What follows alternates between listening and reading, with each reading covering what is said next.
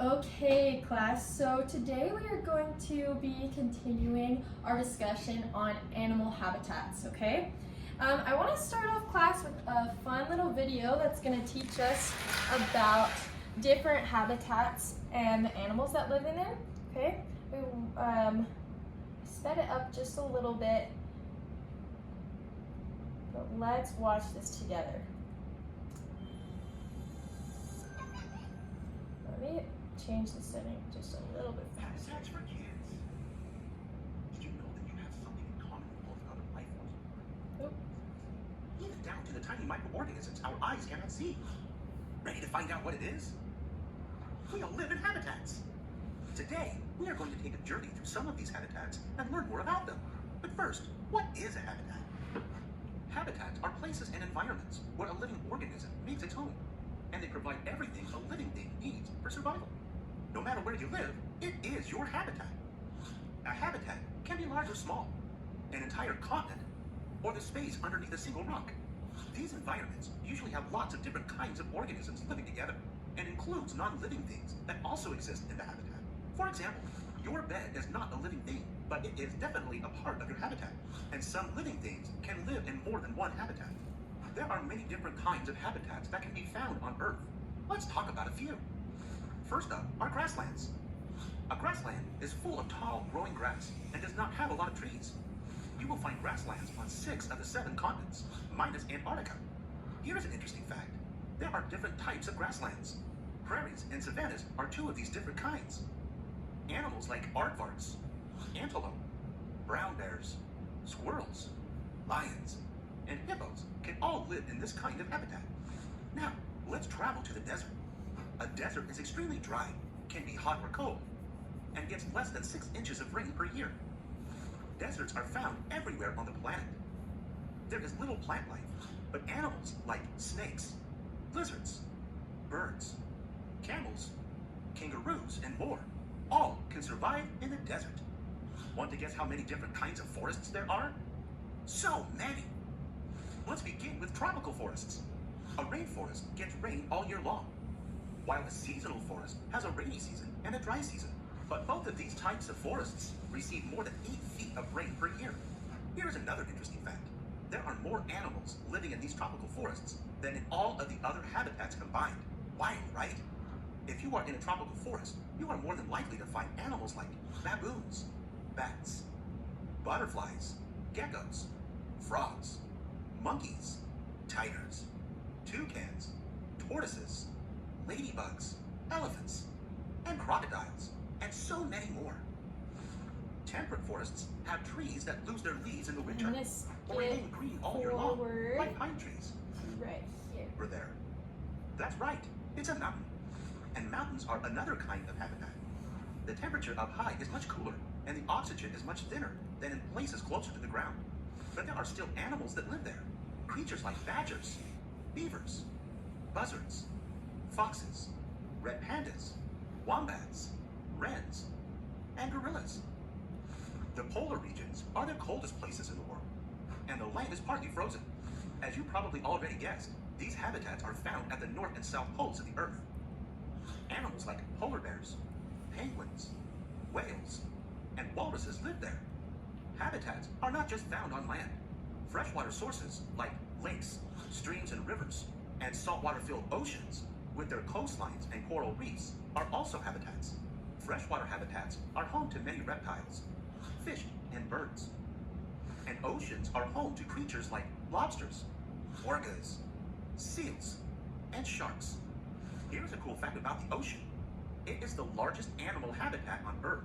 All right, we are gonna pause right there. We just learned about a lot of different animals and their different habitats. I don't expect you to remember all of them, okay? But does anybody have a favorite habitat or a favorite animal? Yeah. I like red pandas. Red pandas. Okay, do you know where red pandas live? No. Well, oh yeah. They live in Asia. They live in Asia, okay.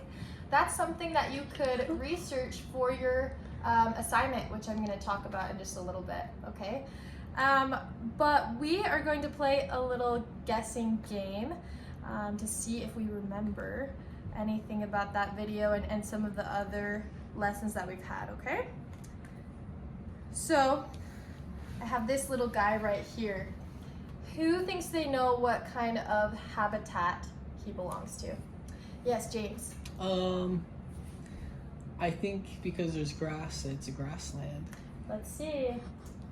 Good job, grassland. Great. Yay. Okay, next one. Yes, Isabel. Antarctica. Antarctica. Okay, you're right. They might live in Antarctica. Do you remember the name of that habitat type? No. That's okay. Can anybody help Isabel out? Anybody remember? No. Tundra? Tundra is one name for it. In the video, they called it polar regions. Oh. But you're exactly right. Arctic tundra. Okay, just super cold. Okay, this dude, where does he go? Ooh, Yeah. Desert. Desert. Good job, desert. All right. What about him? Yes, Isabel. The jungle. The jungle or rainforest. Yeah. Same idea. Good job. I love it. Okay, last one. Ooh, sharks. Yeah, where does he live? Ocean. Good job. Okay, you're amazing, friends. All right. Well, now that we've talked all about these different kinds of habitats and animals, we have a really fun project that we're going to do together. And one thing that I want you to be looking for as you do your research for this project is the patterns that you see. What kind of things do animals need to survive and really thrive in their habitat, okay? In this video, we learned a lot about the different temperature of where they live. That's something that you could look into. Why do camels live in a place that is so hot, right? And why do penguins and polar bears live somewhere that is so cold? So we are going to build our own habitats. I'm going to show you just a picture example of what we're going to be doing. These are called dioramas. Has anybody ever made a diorama before? You have, Audrey? What kind of diorama? It was for a book report. A book report, okay, that's awesome. So I've got these pictures pulled up. I'll come around so you can see them a little closer. So you each are going to choose your own habitat. Can I do to one build. with the shark? Absolutely, you can do the ocean, the tundra, the desert, anything I you'd call like, the tundra. okay? So the first assignment we're gonna have is to plan your habitat, and I'll pass this out in just a moment. But I want you to be thinking about, again, what habitat you'd like to present. And then you want to make sure everything in your diorama matches that habitat, okay? So you have the choice here. I'm not going to tell you what to do or which habitat to choose. You choose the one that is your favorite or the most interesting to you, okay?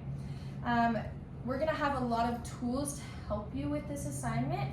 When you're looking up your habitats, I'm going to let you get on the computers and do some research. You can look up pictures of the rainforest or the grasslands, whatever you choose, okay? And you can search for the kinds of animals that live there. And as you do that, you'll fill in this paper that will help you make your plan. You'll choose your habitat, and then I want you to think, what is the ground like? Is it sand? Is it snowy? Is it grassy? What is the sky like? Is it daytime or nighttime? What plants live there? Are there no plants? Or are there lots of trees? Are there flowers? What animals live there? Are there big animals, small animals, birds, insects? And then I want you to think about what the weather is like, okay? Hot, cold, rainy, dry, all of these things. So I'm gonna go ahead and pass this out. Here you go. Teacher, I have a question. Yeah. I want to do the ocean, but I don't know what the weather is like. Okay. Well, when we go to the computers, I'll help you figure that out, okay? Okay. Good question. Okay, and then right here, I've got some instructions for you to look at. It's gonna give you some ideas for building your habitat, okay? One thing on this instruction sheet is it says all the different materials that you could think about using. I have shoe boxes for all of you, okay, that I'll give out. That will be kind of how you start your diorama. Then we have so many tools right here. I've got paint and paint brushes, markers, paper, stickers, scissors, all of these things, okay? So I want you to get creative and think, how can I make this grass look real? How can I make the sky and the sunset look real? You have lots of tools and you get to choose what to use. And like I said previously, you'll have the computers as well to do some research, okay? So here's the instructions, I'll pass those out. And then James, for you, I know that you really like to use the computers instead of doing writing. So would you like me to get this on a computer for you so you can type up your answers? Yes, please. Okay, let's do that. And Isabel, I have something really special for you, okay? Okay. I have cut out some different plants and trees and animals. I have lots of things all ready to go. And so with your diorama, you can just stick them wherever you'd like and then paint and color in the places you'd like to, okay? Okay. Is that gonna be helpful? Yes. Okay, perfect. Well, I'm so excited. I want you all to also be really working together. You'll have your own diorama, but make sure that you share your ideas and look at each other's, talk about what you're creating, okay? What if I want mine to be a secret? You can keep it a secret if you'd like, but maybe go look at Mine other won't be a people. secret. I want to share it. Okay. We all know you want to do the ocean. Well, you're awesome, My friends. mom says I'm not good at shit. Let's go ahead and get started, okay? Good.